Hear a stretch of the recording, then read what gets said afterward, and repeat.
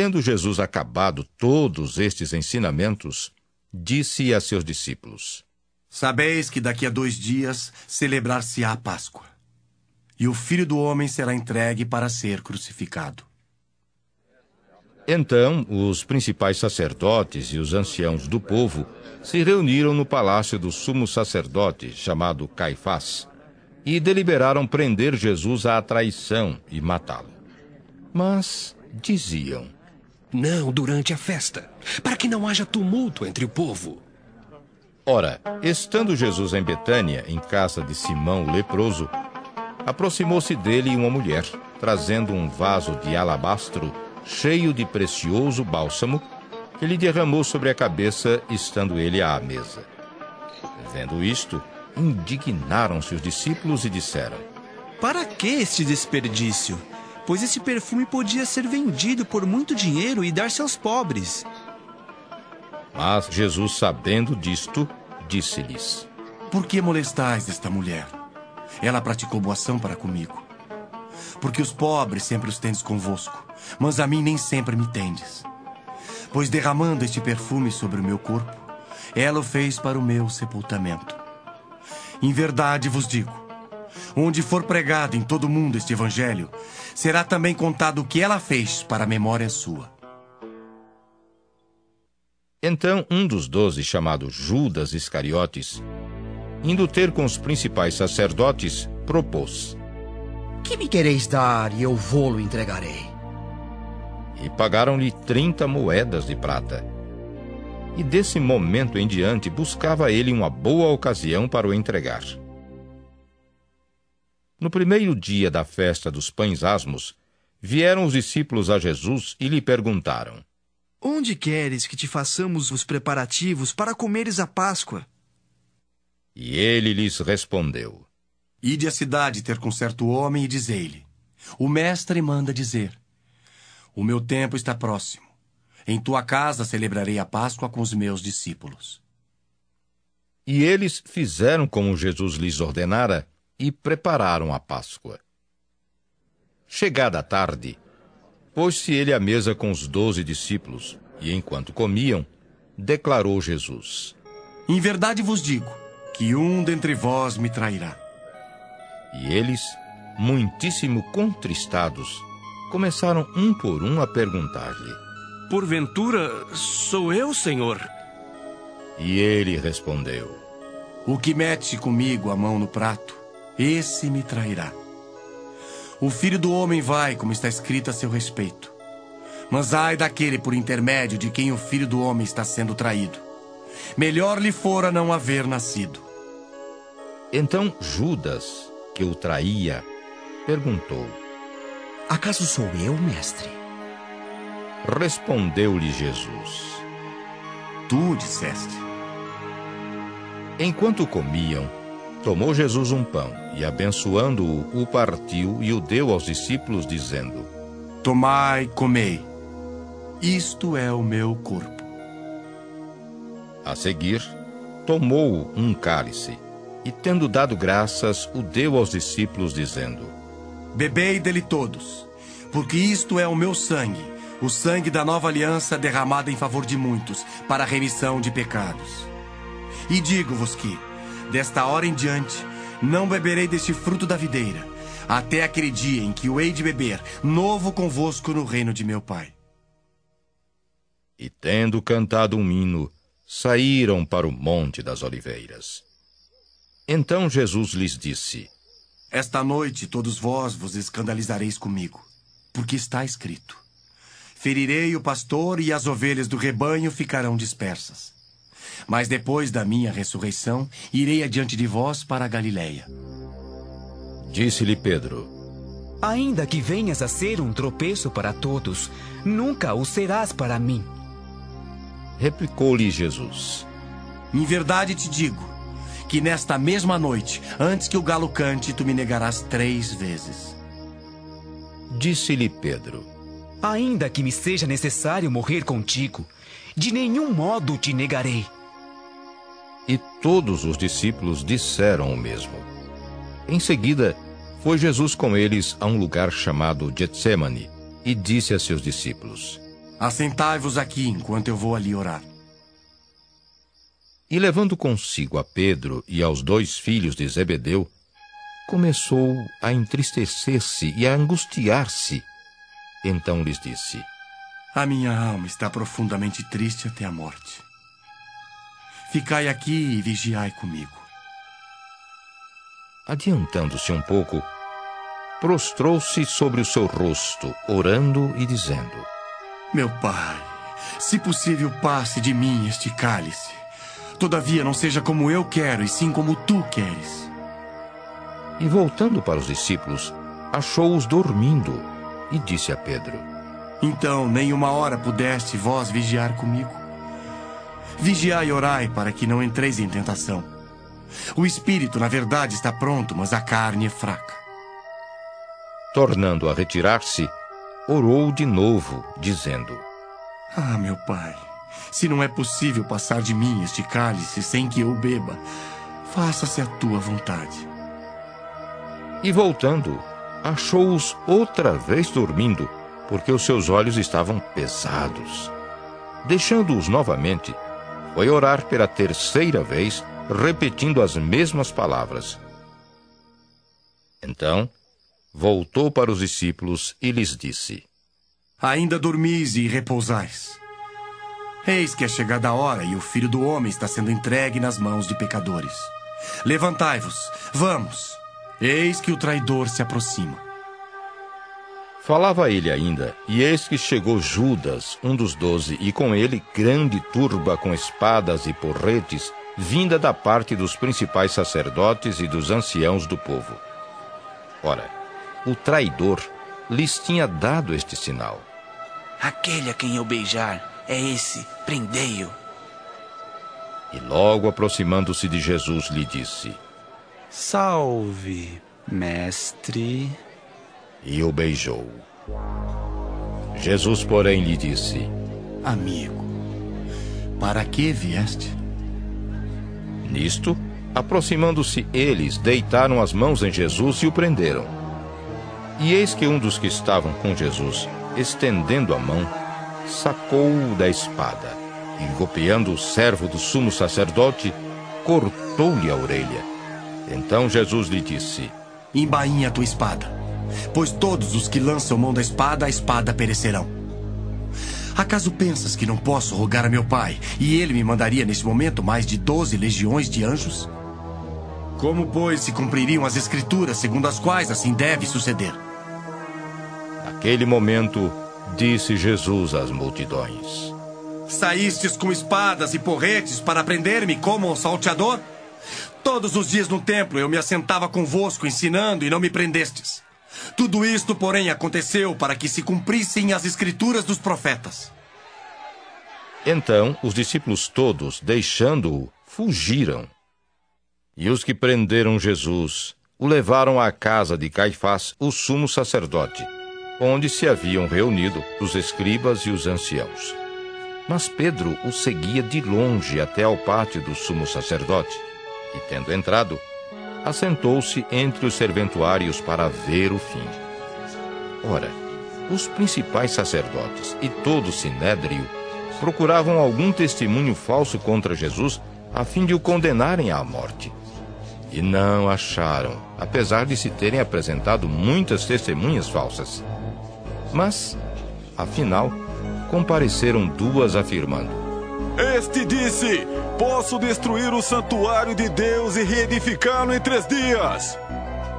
E levantando-se o sumo sacerdote, perguntou a Jesus: Nada respondes ao que estes depõem contra ti? Jesus, porém, guardou silêncio. E o sumo sacerdote lhe disse: Eu te conjuro pelo Deus vivo, que nos diga se tu és o Cristo, o Filho de Deus. Respondeu-lhe Jesus: Tu o disseste. Entretanto, eu vos declaro que, desde agora, vereis o Filho do Homem assentado à direita do Todo-Poderoso e vindo sobre as nuvens do céu. Então, o sumo sacerdote rasgou as suas vestes, dizendo: Blasfemou! Que necessidade mais temos de testemunhas? Eis que ouvistes agora a blasfêmia. Que vos parece? Responderam eles: É réu de morte. Então, uns cuspiram-lhe no rosto e lhe davam murros, e outros o esbofeteavam, dizendo: Ah, profetiza-nos, ó Cristo, quem é que te bateu? Ora, estava Pedro assentado fora, no pátio, e aproximando-se uma criada lhe disse: Também tu estavas com Jesus o Galileu. Ele, porém, o negou diante de todos, dizendo: Não sei o que dizes. E saindo para o alpendre, foi ele visto por outra criada, a qual disse aos que ali estavam: Este também estava com Jesus o Nazareno. E ele negou outra vez com juramento: Não conheço tal homem. Logo depois, aproximando-se os que ali estavam, disseram a Pedro: Verdadeiramente és também um deles, porque o teu modo de falar o denuncia. Então começou ele a praguejar e a jurar: Não conheço esse homem. Imediatamente cantou o galo. Então Pedro se lembrou da palavra que Jesus lhe dissera: Antes que o galo cante, tu me negarás 3 vezes. E saindo dali chorou. Do capítulo 26 de Mateus. Queridos, aqui nós vemos já o final do ministério do Senhor Jesus. E nós vamos ver agora os últimos momentos na qual o Senhor Jesus viveu na condição de Filho de Deus, né? Na vida dos homens, quando ele habitou entre nós. E nós queremos dar uma palavra, queridos, porque até o capítulo 25 de Mateus, nós vimos o que o Senhor Jesus fez para os homens, né? Nós vimos o relato da vinda do Senhor Jesus, da profecia, das promessas, do cumprimento das promessas na vida do Senhor Jesus. E ele veio fazendo bem ao mundo, né? Trazendo a vida, trazendo a palavra do reino, o ensino, curando enfermo, expulsando o demônio, libertando cativos do diabo, trazendo ressurreição de vidas, alimentando a população que buscava ele e trazia não só o alimento que vem do céu através do ensino da palavra de Deus, mas trazendo também o alimento de ordem da sustentação da carne, onde quando alimentou 5.000 homens, sem contar mulheres e crianças, e alimentou multiplicando pães e peixe, o Senhor então tendo cuidado com todos os detalhes, trazendo a cura no toque, trouxe aqueles que estavam afastados do mundo, aqueles que eram rejeitados pela sociedade, aqueles que estavam esquecidos, o Senhor trouxe eles de volta para o mundo, leprosos que estavam isolados, numa condição de desgraça, numa condição de isolamento, sem esperança, isolado de toda a condição da convivência familiar, da convivência social. O Senhor Jesus curou a todos, coxo, aleijado, cegos, aqueles que não enxergavam mais, o Senhor trouxe para a vida. Nesses 25 capítulos de Mateus, houve para o Senhor trazer, o nosso Senhor Jesus, para trazer essa palavra do céu. Houve um embate na religião, os homens religiosos que confrontavam ele, confrontando com que autoridade ele trazia essa mensagem poderosa da vida de Deus na vida dos homens. E o Senhor, então, eles não tinham como rebatar o Senhor Jesus por causa das maravilhas, por causa das promessas, por causa das palavras audaciosas e por causa das maravilhas, os sinais que ele fazia. Não tinha como confrontar o Senhor Jesus. Então nós vimos, nesses 25 capítulos de Mateus, o que Jesus fez para o homem, o que nosso Senhor Jesus fez para o homem, a obra impactante na face da terra. Essa obra foi tão impactante, querido, porque a história, a própria história do homem, sem nós relacionarmos com o mundo religioso, sem o mundo ligado à religião, nós vemos que a própria história reconheceu a presença dele na vida dos homens, porque hoje nós estamos no ano 2011, depois de Cristo. A própria história do homem foi separada. Até o marco que o Senhor Jesus veio na terra, ele separou, ele pôs um marco na história do homem. Nós vivemos 2011 anos depois de Cristo. A própria história do homem identificou isso. A própria história do homem já identifica o tempo de vida dos homens depois de Cristo e antes de Cristo. Nós vivemos 2011 anos depois de Cristo, mostrando como foi marcante, como foi maravilhoso, que mudou a conotação da vida do homem na face da terra. A presença de Deus na vida dos homens impactou. Agora, queridos, nós vamos fazer um estudo no capítulo 26 e 27 de Mateus. Nesses dois capítulos, nós vamos ver o que o homem fez para o Senhor Jesus. Até agora nós estudamos aquilo que ele fez para o homem. E agora nós vamos estudar o que o homem fez para o Senhor Jesus. Então, diz a palavra que o Senhor Jesus, então, chegou para os discípulos dele e falou: olha, a Páscoa, daqui 2 dias vai ser a Páscoa. E eu quero dizer a vocês que nessa Páscoa, o Filho do Homem será entregue e crucificado. E nessa mesma oportunidade, querido, que o Senhor Jesus estava ali falando a respeito da Páscoa, dele ser crucificado, anunciando para os apóstolos, nesse mesmo momento que estava acontecendo isso, existia lá em Jerusalém uma outra reunião, quando o Senhor Jesus estava conversando com os apóstolos, do que iria acontecer. Nesse mesmo instante, Mateus tem o cuidado de relatar no mesmo instante. Mateus tem o cuidado de relatar isso, querido.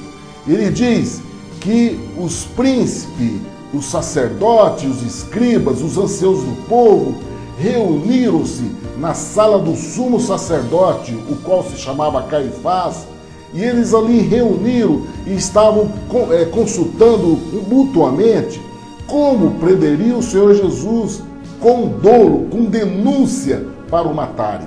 Enquanto o Senhor Jesus estava preparando o momento dele, da entrega que ele faria, o mundo religioso, a religião daquele estado, estava ali reunida para estarem elaborando uma maneira de denunciar o Senhor Jesus, com dolo, com agressão, com denúncia, colocando sobre ele sob pena, penalizando o Senhor Jesus para o matarem. Isso que estava, nesses 2 instantes, estava acontecendo isso. Mas eles tinham cuidado, quando estavam fazendo essa reunião, eles tinham cuidado para que essa prisão não acontecesse durante a festa no meio do povo, para que não houvesse alvoroço com o povo. Porque o povo conhecia aquilo de bom que o Senhor Jesus tinha feito como profeta, o profeta da Galileia, o profeta que veio, como eles receberam em Jerusalém, anunciando: Hosana das alturas ao Filho de Deus, Filho de Davi, ao Filho de Davi. Então, eles então queriam tirar do meio do povo. Eles elaboraram uma maneira de aprisionar o Senhor Jesus, que não fosse no meio do povo, na calada da noite, no escondido, para que o povo não tomasse conhecimento. Então o Senhor Jesus, então, partindo para Jerusalém, onde onde teria esse encontro, esse momento, ele passou por Betânia.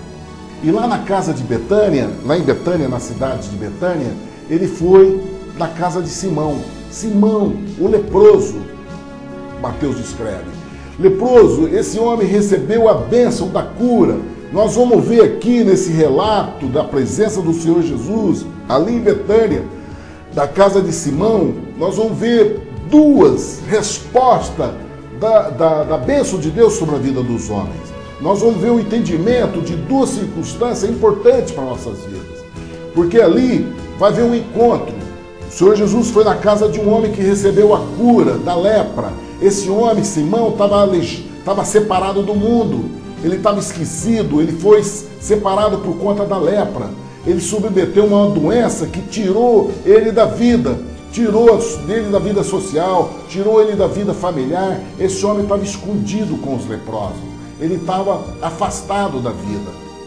Jesus veio, trouxe a cura para esse homem e trouxe ele de volta para o seio da sua casa. Esse homem agradecido, né, pelo bem que ele recebeu do céu, pelo bem que ele recebeu do Senhor Jesus, ele fez uma ceia para o Senhor Jesus na casa dele. E diz a palavra que quando eles estavam ali assentados, de repente aproximou-se uma mulher com um vaso de alabastro, um unguento de grande valor, muito caro, um perfume caríssimo, e derramou sobre a cabeça do Senhor Jesus, enquanto o Senhor Jesus estava sentado à mesa. E os seus discípulos olhando aquilo e vendo, se indignaram quando viram o desperdício daquele perfume conhecido pelo cheiro, pelo unguento que eles conheciam, e conheciam o grande valor. Eles consideraram um desperdício derramar aquele perfume precioso, sendo jogado de uma maneira extravagante do desperdício, como se fosse desperdiçando aquilo sobre a cabeça do Senhor Jesus. Eles considerando que aquele dinheiro, aquele perfume, fosse ser vendido e dado dinheiro aos pobres. E o Senhor Jesus então toma em defesa dessa mulher e diz que ela praticou uma boa ação. Por que eles estavam fazendo aquilo? Porque se ela fez uma boa ação para o Senhor Jesus, querido, isso é uma postura maravilhosa na qual nós devemos ter a esse ensino. Quando o Senhor Jesus diz, por que vocês estão incomodando ela, se ela fez uma boa ação para comigo? Querido, isso é poderoso, porque o gesto daquela mulher são gestos que hoje homens e mulheres se posicionam nessa condição de entregar para o Senhor Jesus todo o tesouro que ele tem, que é aquilo que o Senhor Jesus está dizendo. Se ela praticou um bom gesto para comigo, agradou o Senhor Jesus esse gesto. Qual foi o gesto dessa mulher? Ela teve um gesto extravagante, ela extrapolou toda a condição social, ela rompeu todas as barreiras que a sociedade impõe sobre nossas vidas, no sentido de nós cultuarmos a Deus, de nós mostrarmos nosso amor, nossa devoção, querendo nos calar diante da presença de Deus. O amor que essa mulher teve pelo Senhor Jesus, pelo número de pecados na qual ela foi perdoada. O Senhor Jesus dá uma dimensão disso em outros evangelhos. Fala para Simão, porque Simão foi um dos que julgaram ela nesse sentido. E o Senhor Jesus fala para Simão da dimensão do amor dela mediante a quantidade de pecado que ela tinha e foi perdoada. E essa mulher é uma das seguidoras do Senhor Jesus. Essa mulher tinha conhecimento daquilo que o Senhor Jesus ia fazer, dele ser entregue, ia ser crucificado. Ela sabia que o Senhor Jesus já estava anunciando isso para os seus discípulos, então já era do conhecimento de todos aqueles que seguiam o Senhor Jesus. Essa mulher, então, sabendo da caminhada, da trajetória que o Senhor Jesus ia fazer, ela rompeu todas as barreiras sociais. Ela entrou naquela casa sem ser convidada. Ela entrou naquela casa quando só tinha homens convidados. E a mulher não era permitida entrar na presença dos homens. E ela rompeu todas as leis dos homens para fazer a devoção dela. E ela levou aquilo que era mais precioso que ela tinha. Ela levou o perfume mais precioso e ela trouxe para o Senhor Jesus e colocou sobre o corpo dele. E o Senhor Jesus diz que esse perfume, para ele, era como um unguento derramando para preparar, como se prepara um corpo. E o Senhor Jesus então recebeu essa palavra, recebeu esse perfume como se fosse um unguento de preparo do corpo dele, aquela natureza carnal dele ia ser sepultada. E ele recebeu esse unguento como se fosse um preparo para esse sepultamento. Queridos, e ele diz que os pobres sempre vai ter convosco. Por que vocês estão fazendo esse juízo? Daquilo que nós temos que fazer devoção a Deus, daquilo que nós temos de dar a Deus, não importa as condições que nós temos. Senhor Jesus, que nós não temos que ser hipócritas, de estar fazendo o questionamento com relação às condições do homem, da miséria do homem, das dificuldades que o homem vive. Nós não temos que fazer essas comparações. Nós temos que oferecer a Deus, é incondicional o nosso amor a Deus. Nós não temos que estar atrelado às condições da hipocrisia humana, né? Quando você tem que oferecer a Deus o melhor, mesmo que seja no conceito de justiça dos homens, no conceito de justiça, da bondade dos homens. E o Senhor Jesus dá um exemplo, falando que aquilo que ela fez, aquele gesto que ela fez, agradou a ele. Queridos, essa é uma condição que nós temos que ter. Nós temos que estar desprendidos dessas condições que o mundo muitas vezes nos coloca. Nós temos que nos desprender quando nós estamos ofertando a Deus o nosso amor, a tudo aquilo que nós temos de tesouro na nossa vida, aquilo que é de valor para nós. Diante do Senhor Jesus, nós derramamos para Ele aquilo que é de melhor para nós. O Senhor oferece o melhor da minha vida. Muitas pessoas oferecem profissões rendosas, profissões que encheriam conta bancária, mas Ele ofereceu para o Senhor Jesus como unguento, como perfume caro. Muitas pessoas se dispõem, isso diz respeito à profissão, isso diz respeito aos bens materiais, isso diz respeito à família, filhos, esposa, aquilo que o Senhor Jesus diz, se nós não amarmos mais a Ele do que a pai, mãe, filho, a mulher, marido, não seria digno dele. Então, é essa condição que essa mulher está despojando. Ela está colocando todo aquilo, valor que ela tinha, porque ela era uma mulher pecadora. Ela tinha, os valores dela eram baseados nesses perfumes, e ela derramou diante do Senhor Jesus aquilo que era precioso para ela. Hoje, querido, muitos estão fazendo isso dentro do reino do Senhor, dentro do reino do céu da nossa geração, oferecendo aquilo que Ele tem de melhor, oferecendo para que o Senhor Jesus receba Ele como o Senhor de nossa vida, Ele como o bem maior que nós temos, a maior riqueza que um homem pode ter, o maior tesouro que um homem pode ter, é essa palavra escrita no coração. Então é isso que é oferecido, foi o que essa mulher fez, essa pecadora, e muitos que saem de um mundo de pecado, um mundo que trouxe a contaminação da carne, a contaminação da vida, e ela vai e se expressa diante do Senhor Jesus, oferecendo a Ele: Senhor, minha vida, o bem maior que eu tenho, o maior tesouro que eu tenho, Senhor, minha capacidade, minha maneira de ser, eu te ofereço. Aquilo que eu colocava minha condição de eu viver, ganhar dinheiro e sobreviver, eu te ofereço. É o que essa mulher fez. Através desse perfume, ela vivia a vida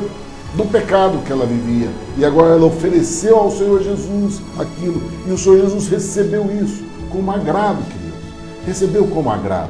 É essa sinceridade do coração do homem que nós fazemos diante do Senhor, e o Senhor Jesus tomou em defesa dela. O Senhor Jesus repreendeu os discípulos, porque eles vieram com uma proposta de justiça de homens, né? Eles ficaram indignados com aquela postura da mulher, conhecendo primeiro que ela era uma mulher de passado pecador, e depois ainda indignado com aquele desperdício, quando o Senhor Jesus não considerou desperdício. Não há desperdício, querido, quando você oferta ao Senhor Jesus o seu bem maior. O mundo pode até entender, né, como desperdício, mas você não entenda, porque a resposta do Senhor Jesus é esta. Porque o Senhor Jesus vai dizer para esses: por que afliges? Por que aflige esta mulher? Pois praticou uma boa ação para comigo. Queridos, é essa palavra que nós queremos ouvir do Senhor a respeito daquilo que nós oferecemos a Ele, daquela oferta que nós damos a Ele diante de tudo que nós vivemos, todo o nosso pecado, de toda a nossa vida mal direcionada.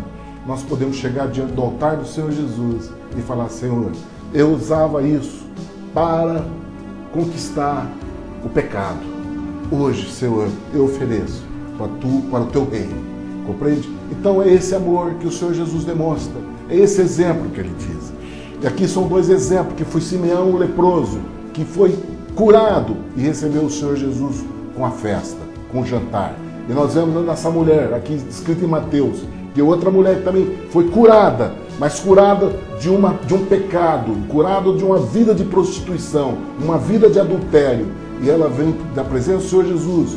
Simão ofereceu uma ceia da casa dele, e ela ofereceu aquilo que ela tinha, que ela usava no pecado. Ela usou o perfume, o unguento caro, e ela colocou diante do Senhor Jesus. Querido, é isso que o Senhor Jesus nos dá. É isso que o Senhor Jesus dá de exemplo no final do ministério dele, daquilo que ele vai receber dos homens, mas ele recebe daqueles que ele fez para o bem das nossas vidas, para o bem da cura, da libertação, da transformação de vidas. Ele recebe de homens e mulheres que se dispõem. Não importa o que vai acontecer com ele, ele recebeu aquilo como unguento que perfumou o corpo dele para o sepultamento. Queridos, aí então diz a palavra que quando estava acontecendo essa reunião maravilhosa, que o Senhor Jesus estava recebendo esses presentes. Porque no início da vida que ele veio, quando ele veio ao mundo, que ele recebeu os presentes daqueles que eram os magos, os cientistas, que identificaram a estrela no céu do nascimento dele. Ele agora no final, quando ele está indo para o sacrifício, quando ele está indo para o crucifixo, o presente dos pecadores, daqueles que tinham uma vida de pecado e que se apresenta diante dele. Queridos, e nós vemos nesse mesmo momento, na hora que está acontecendo, que o Senhor Jesus está recebendo essa honra dos pecadores e daqueles que receberam a cura de um jantar maravilhoso na casa de Simão, o leproso. O Senhor Jesus, quando estava recebendo lá em Jerusalém, estava tendo uma outra reunião. Nessa outra reunião, tinha um discípulo dele que saiu daquela reunião ali e correu para Jerusalém, para chegar lá em Jerusalém e fazer uma proposta para os anciãos, para os sacerdotes, para os escribas, dizendo que ele entregaria o Senhor Jesus se ele recebesse em pagamento 30 moedas de prata. Ele tinha um preço. O conhecimento que ele teve de conviver com o Senhor Jesus, o conhecimento que ele teve de andar com o Senhor Jesus e ver todos os ministérios que o Senhor Jesus fez. Ele viu, Judas foi um homem que acompanhou, foi um dos escolhidos dos 12 apóstolos. Embora ele estava escrito sobre a vida dele, estava escrito sobre o que ele faria. E ele então que viveu e viu as maravilhas que o Senhor Jesus fez. Ele ouviu a mensagem, ele ouviu o ensino do reino do céu. Mas o Judas, nada disso atingiu o coração de Judas. O coração de Judas era um coração de pedra. Era um coração já marcado por aquilo que estava escrito sobre a vida dele. E ele então fez aquilo que estava escrito sobre a vida dele. Ele foi atrás daqueles homens que queriam incriminar o Senhor Jesus com dolo e matar ele. E foi lá e falou: eu vou identificar ele para você. Se vocês me entregarem, se vocês me pagarem, eu vou entregar eles na sua mão. E aí foi o que aconteceu. E eles então, a partir daquela hora, ele ficou procurando momento para entregar o Senhor Jesus. Mas o Senhor Jesus, ele não era da maneira que Judas imaginou que fosse. Judas, ele achou que ele estava entregando, mas na realidade não era isso, que o Senhor Jesus aqui entregou na hora que ele quis entregar. A hora não foi a hora de Judas, a hora foi a hora do Senhor Jesus. O Senhor Jesus sabia de tudo. E aí então, diz o texto, que o Senhor Jesus então foi para a ceia. Ele chegou e foi para a ceia.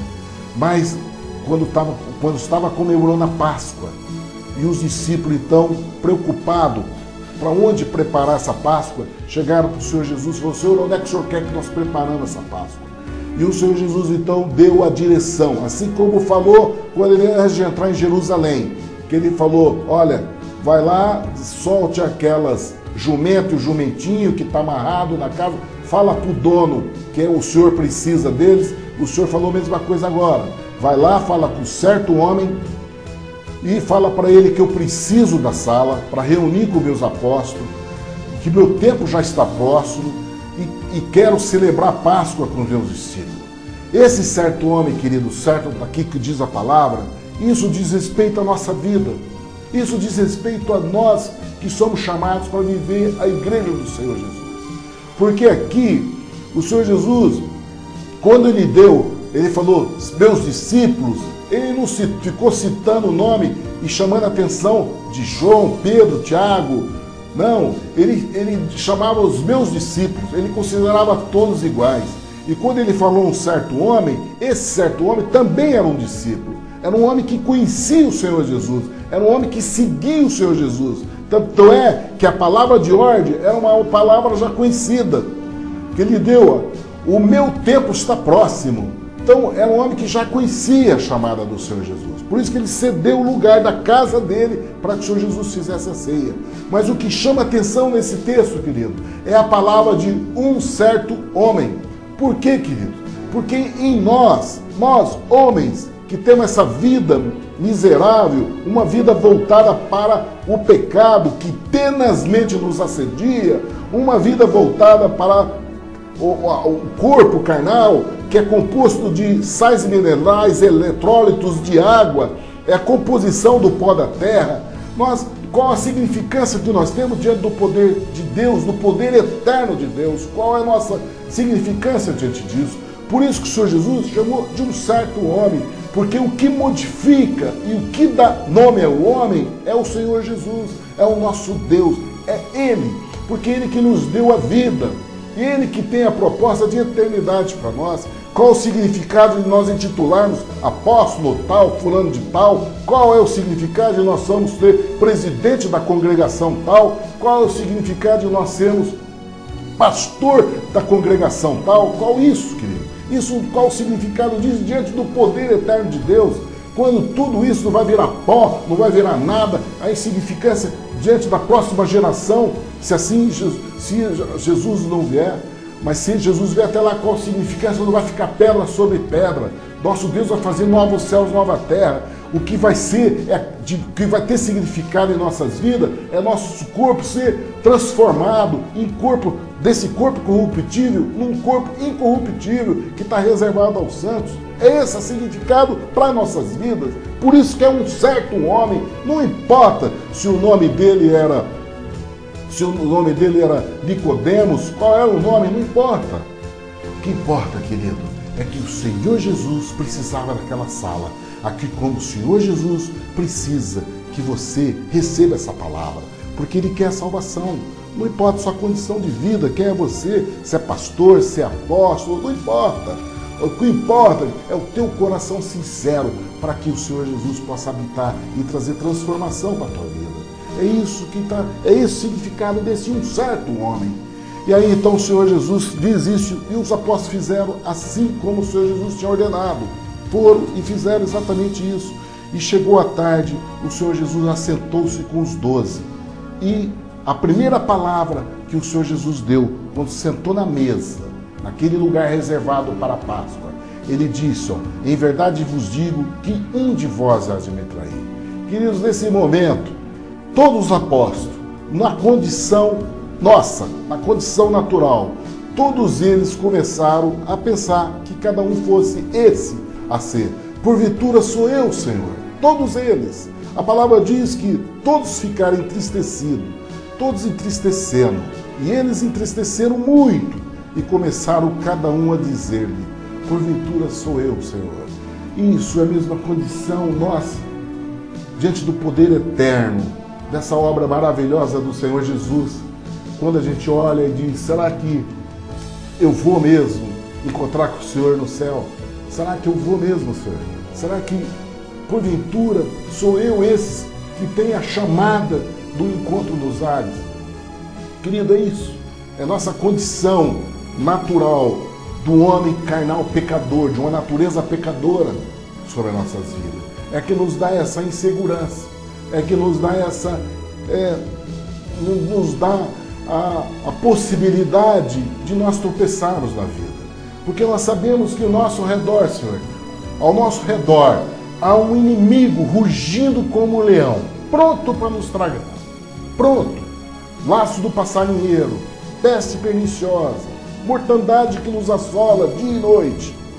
Nós estamos na condição miserável de uma vida. Há uma insegurança, né, do amanhã, nós não sabemos.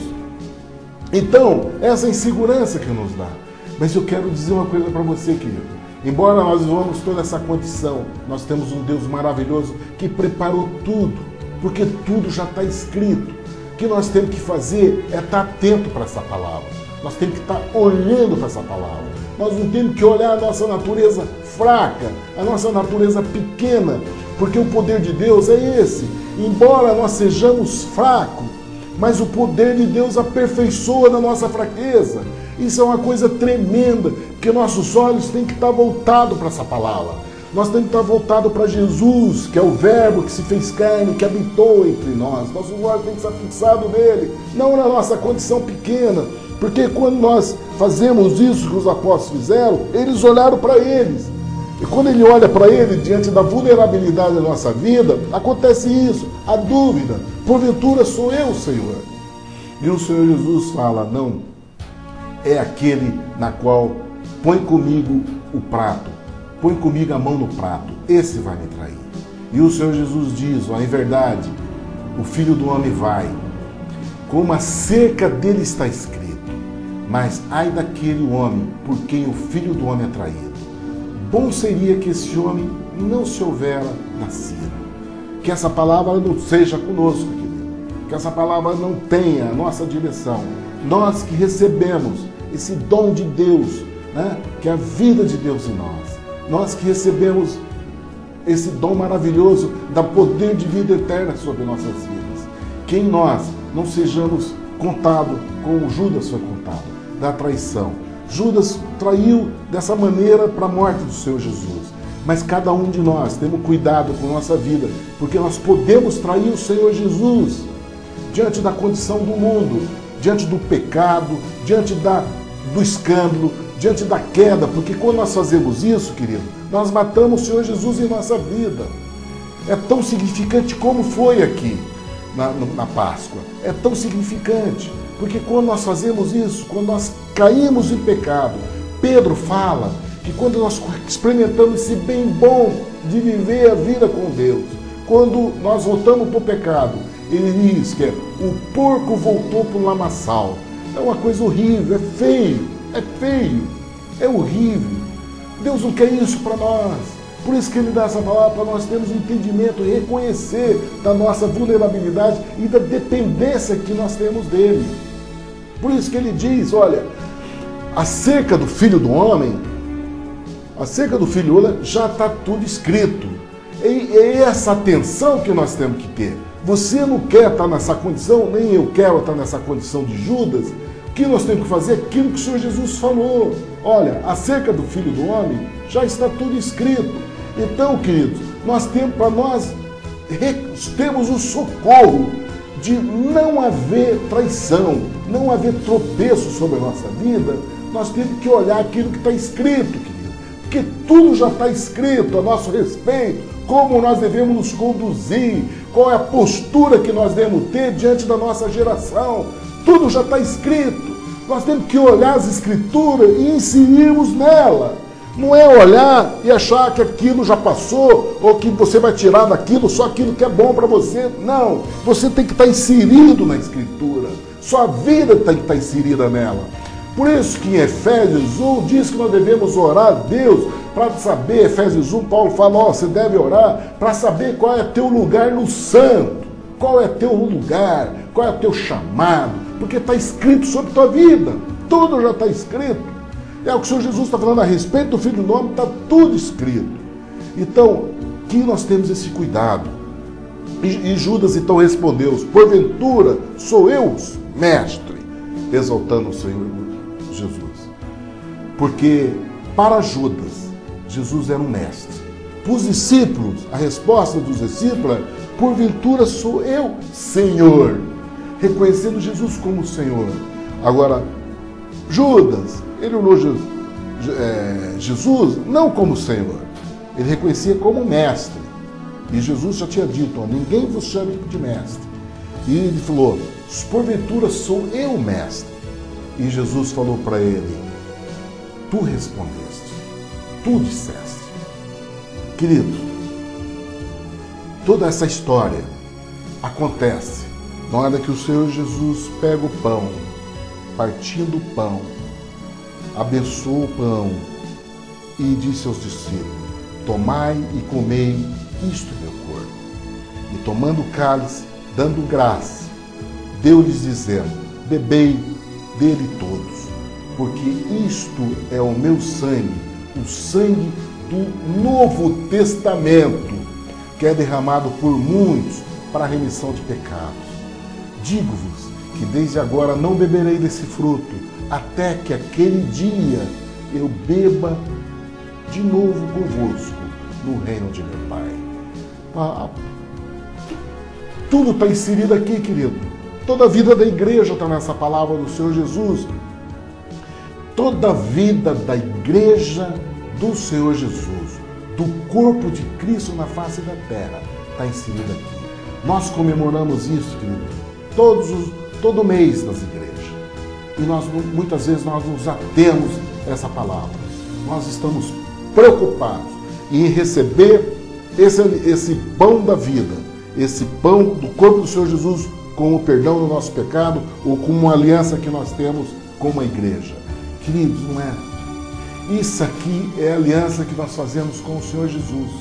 Isso aqui é uma aliança eterna. Não é é o corpo de Cristo na terra, mas direcionado ao Senhor Jesus. Isso aqui não é de que você devota a um determinado tipo de congregação, à disciplina de um determinado pastor. Não, querido. Isso aqui é do céu, querido. Isso aqui é o que Deus, o Senhor Jesus trouxe a todos, sem distinção.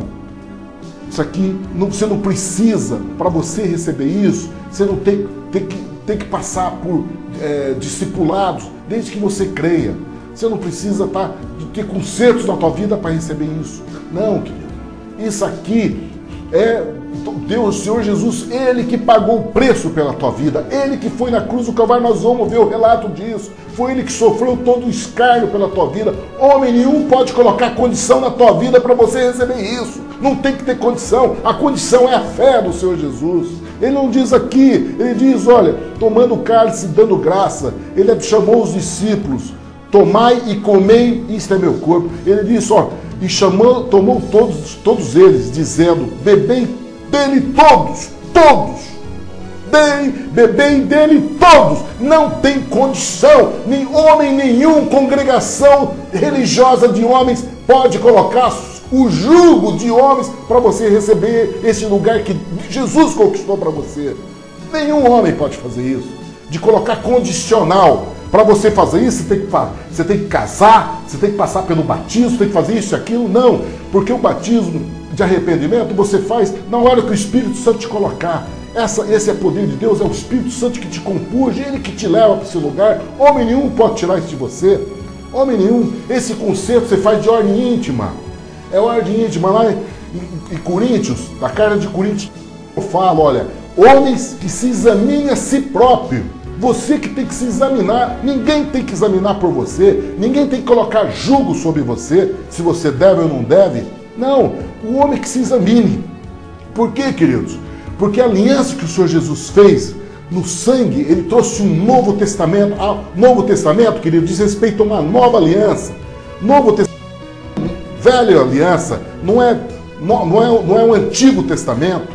O Senhor Jesus trouxe um Novo Testamento. Nós temos que estar atentos a esse novo. Não é mais igreja judaizante, igreja de fariseus. Não, querido.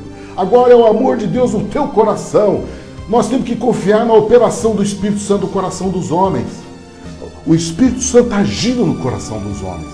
Ele é que vai fazer a mudança. Ele é que transforma. É o poder de Deus na nossa vida que muda. Não é congregação, não é disciplina de homens. Porque tem muitos que estão vestidos com toda aquela roupagem de doutrina, mas o coração está cheio de pecado, de lascívia, de adultério, de ciúmes, de inveja. E isso não é o reino do céu, querido. Isso é reino da carne. Isso não é a igreja do Senhor Jesus. Essa é a igreja de nécios, de louca, que não vai receber a visitação do Senhor Jesus. Nós temos que estar atentos a esse conhecimento. O Senhor Jesus fez uma nova aliança do sangue dele. O sangue dele foi derramado. Ele diz aqui, porque este é o meu sangue do Novo Testamento, da nova aliança, que foi derramada para muitos, para a remissão de pecados. Querido, Jesus é o Cordeiro de Deus que tira o pecado do mundo. O homem, a religião e o diabo quer tirar esse poder da tua vida. Não acredita. Creia na palavra de Deus, na palavra que o Espírito Santo traz para nós. Nele. Não na boca de homens, não na doutrina de homens. Creia nessa palavra que transforma e que muda. Ela traz a remissão de pecados. Então o Senhor Jesus ali, dando a promessa de que naquele momento os apóstolos estavam tendo essa comunhão com eles, tendo esse relacionamento de comer o corpo do Senhor Jesus foi partido por nós. Do sangue dele foi derramado na cruz. Nós ali, tendo reconhecimento disso e recebendo aquelas substâncias, né, do fruto da vide, do pão, nós recebendo ali, tanto com o coração contrito, certo dessa aliança, que o Senhor Jesus fez diante de Deus Pai sobre nossas vidas. E o Senhor Jesus diz, olha, não beberei deste fruto da vide. Quero dar uma informação para vocês, querido. Nós estamos no ano 2011. Isso aconteceu há 2011 atrás, 11 anos atrás. E o Senhor Jesus, que desde aquela época, ele está vivo, ele está sentado diante de Deus Pai. E ele passou ainda 40 dias, depois que ele foi ressurreto, ele ainda passou 40 dias ainda.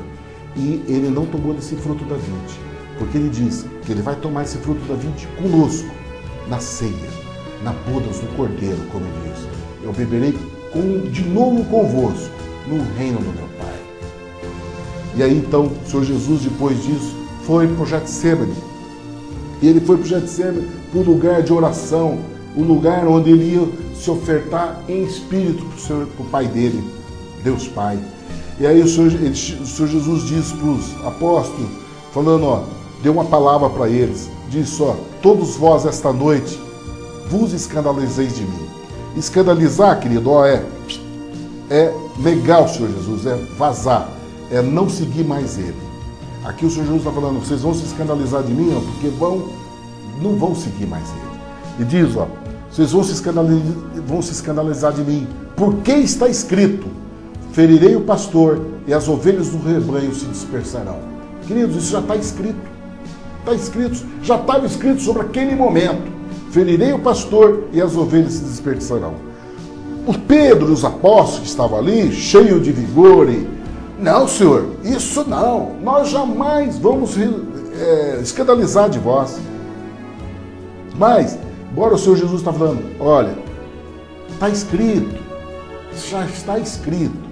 Ferirei o pastor e as ovelhas se dispersarão. E depois de eu ressuscitar, irei adiante de vós para a Galileia. O Senhor Jesus já dando, olha, está escrito sobre isso. Depois que eu ressuscitar, eu vou encontrar com vocês na Galileia. E os apóstolos, não, Pedro principal, aquele que era o sanguíneo, né, que tinha o temperamento sanguíneo diante dos apóstolos. Senhor, eu não vou me escandalizar. Nunca vou me escandalizar. Aí Jesus olhou para ele e falou, Pedro, olha, está escrito, Pedro, nós temos que cumprir a palavra, mas para você entender que nós temos que cumprir a palavra, então antes que o galho cante, você vai me negar 3 vezes.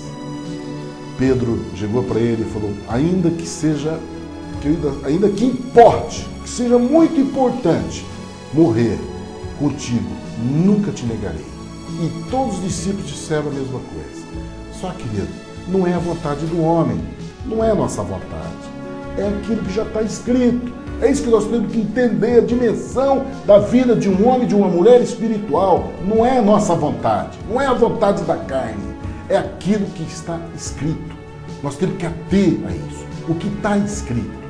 E aí então, o Senhor Jesus chegou e falou para eles, ó, vocês se assente aqui enquanto que eu vou ali orar. E ali então ele chamou Pedro e os filhos de Zebedeu e foi para um certo lugar e o Senhor Jesus falou para ele que estava triste, angustiado e disse, ó, a minha alma está cheia de tristeza até a morte, fica aqui e velá comigo, ora comigo. Querido, nesse momento, Getsêmani, o Senhor Jesus já estava recebendo o peso de todo o pecado da humanidade.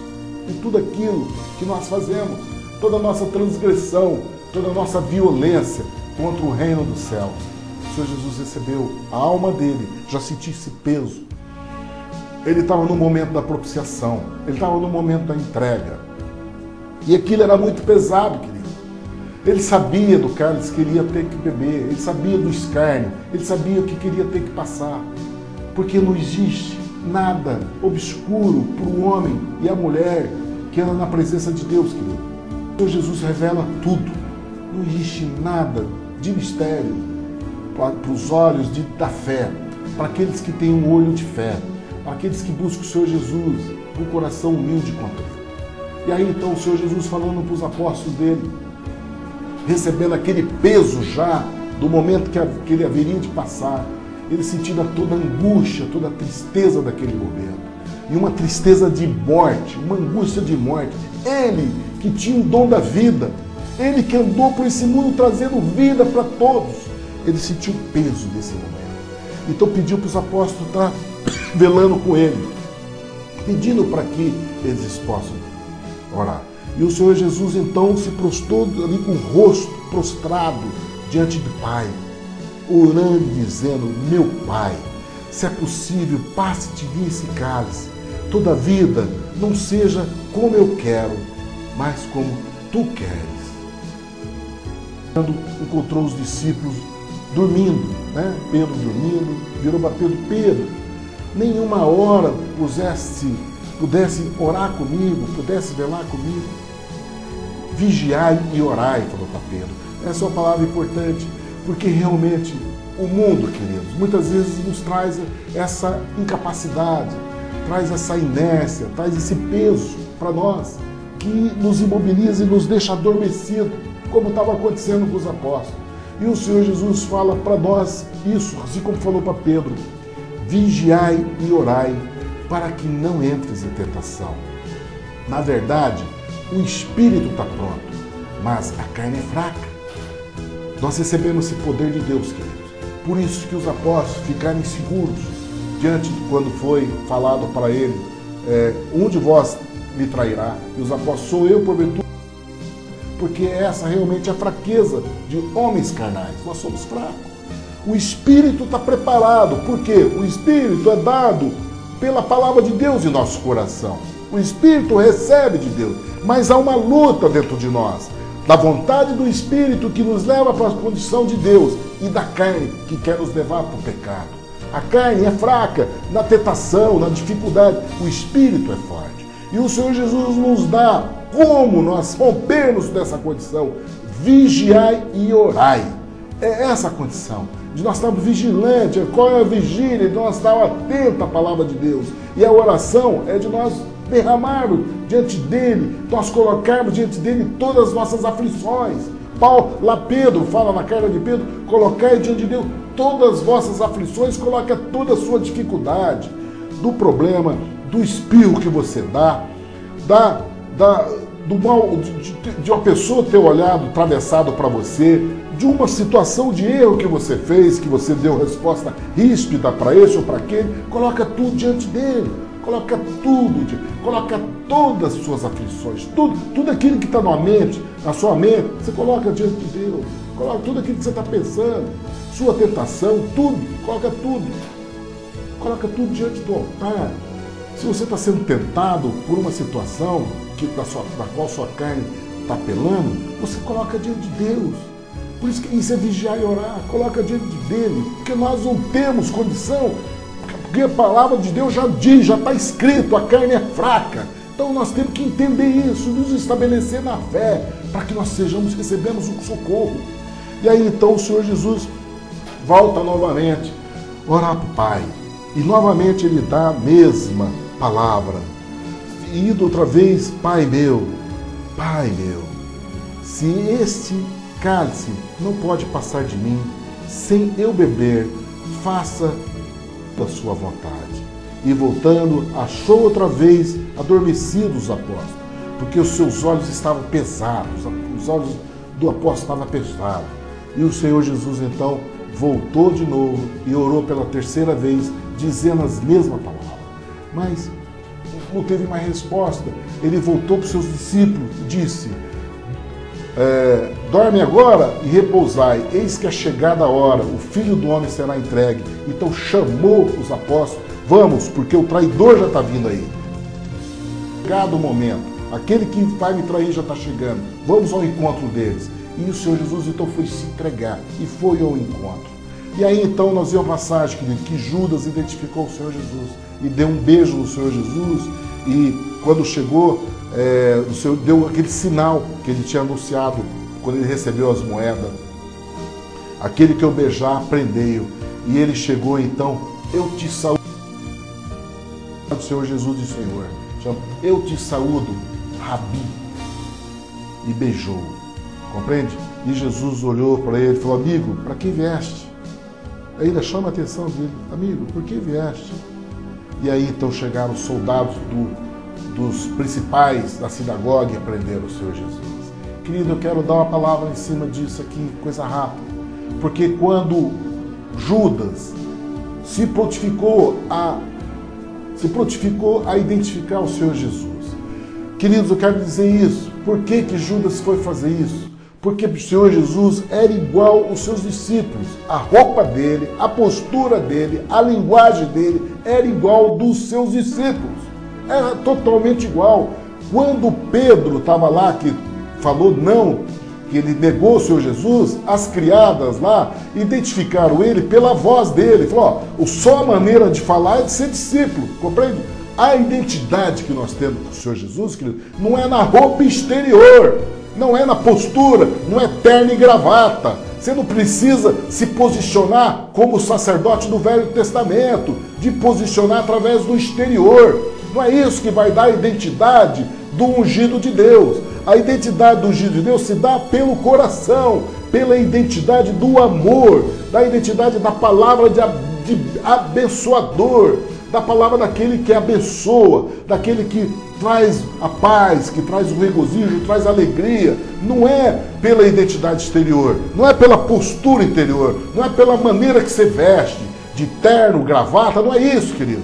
Tanto é que ele se vestia igual aos discípulos, estava igual a todos os outros homens. Que o Senhor Jesus, para ser identificado, precisou Judas ir lá beijar ele, senão ninguém ia identificar ele. Compreende? E os soldados não iam saber qual daqueles era o Senhor Jesus. O Senhor Jesus não estava vestido de maneira diferente. Por isso que nós temos que ater, nós não temos que estar presos a essas condições do Velho Testamento, da vida sacerdotal do Velho Testamento. Nossa vida agora há um novo testamento, há uma nova aliança feita em nosso coração, dentro do nosso interior. É essa transformação de vida que o Senhor Jesus quer para nós. E aí então o Senhor Jesus foi preso, foi levado na presença ia ser levado para a presença do sacerdote. E aí naquele momento Pedro levantou da espada e cortou a orelha de um dos soldados. Pedro ainda estava com a expressão daquilo que é da vontade do homem. Pedro só aprendeu isso depois que ele entregou o Senhor Jesus. Até aí ele não tinha entendido aquilo que o Senhor Jesus falou. Está escrito: ferirei o pastor e as ovelhas se dispersarão. E Pedro ainda não tinha entendido isso. Pedro foi lá e cortou a orelha do soldado. O Senhor Jesus foi, colocou a orelha no lugar, ficou bravo com os apóstolos, virando para eles, falou: olha, por que vocês estão fazendo isso? Põe a sua espada, porque todos que lançarem mão da espada morrerão. E o Senhor Jesus diz: porventura, eu não vou cumprir aquilo que está escrito na Escritura? Assim convém que aconteça. O que importa é aquilo que está escrito nas Escrituras. Entendeu? Não tem que ter mudança. O homem não tem que interferir naquilo que Deus já determinou. Porque quando acontece isso, querido, nós vamos ver na história, quando o homem quer interferir. Quando o Senhor Jesus fez isso e disse, olha, que se cumpra as Escrituras, né? E falou, se eu quisesse, viria 12 legiões de anjos para a minha defesa. Meu pai mandaria 12 legiões para a minha defesa. Mas o que importa agora é que aquilo que esteja, que está nas Escrituras. E o Senhor Jesus repreendeu a multidão. Falou, olha, vocês acham que eu tive o tempo todo com vocês agora vêm me prender como se fosse um salteador, com espada e varapaus para me prender? Todos os dias estava sentado com vocês, ensinando, e vocês não me prenderam. Sabe por quê? Porque era ele que se entregou, não tinha ninguém vai prender ele. Quando o Senhor Jesus disse isso, falou, olha, porque isso está acontecendo, vocês estão me prendendo, e está acontecendo isso, para que se cumpra aquilo que os profetas escreveram, para que se cumpra as escrituras dos profetas. É que está acontecendo isso. Não é que vocês estão com capacidade de me prender. E aí então, quando os apóstolos viram isso, todos eles foram embora. Aí eles deixaram e fugiram. Aí os apóstolos fugiram. E a partir daí, então, o Senhor Jesus foi conduzido sozinho. Os apóstolos de longe acompanhavam. Pedro de longe acompanhava essa jornada que o Senhor Jesus submeteria. E aí aconteceu do julgamento do Senhor Jesus. Foi diante do principal da sinagoga, Caifás, eles simulando uma denúncia mentirosa, né? Tentando arrumar ali denúncias falsas, pagando para pessoas fazerem denúncias, para eles prenderem com um dolo o Senhor Jesus, conforme eles tinham anunciado. E não conseguiam. Aí se levantou um lá dizendo, olha, você disse que se que se destruísse aquele templo, considerando o templo de Jerusalém, quando na verdade Jesus estava falando dele, se destruir aquele templo em 3 dias, reconstruía de volta. E aí Caifás puxou por essa palavra, virou, vocês não estão ouvindo que estão denunciando a teu respeito? O Senhor Jesus não deu resposta para isso. Assim como nós vamos ver que Pilatos também vai chamar a atenção do Senhor Jesus com relação à denúncia sobre ele. O Senhor Jesus não veio tomar defesa de si próprio, querido. Por isso que ele não respondeu para Caifás. Porque a obra que ele fazia, ele fez a obra daquilo que está escrito sobre ele. É aquilo que é a vontade do Pai sobre a vida dele. Por isso que ele não tomou em defesa. Porque quando você toma essa posição de fazer a vontade do Pai, você não tem que estar preocupado com o que as pessoas estão julgando ou estão fazendo juízo a teu respeito. Porque é aquilo que a Escritura diz a teu respeito. Se a Escritura diz isso a teu respeito, você fica tranquilo. Porque não tem que responder para ninguém. Você não tem que dar satisfação para ninguém. Foi isso que o Senhor Jesus fez ali. Ele era o sumo sacerdote, era o representante de Deus na terra através da religião. Ele que era aquele que oferecia sacrifícios de perdão de pecado do povo para Deus, Caifás. Ele era o sumo sacerdote. O Senhor Jesus não respondeu para ele essa questão. Mas aí o sumo sacerdote ficou irado, porque ele, como sumo sacerdote, ninguém atrevia a não dar resposta para ele, porque ele era um representante de Deus na terra. Ninguém poderia deixar de dar resposta.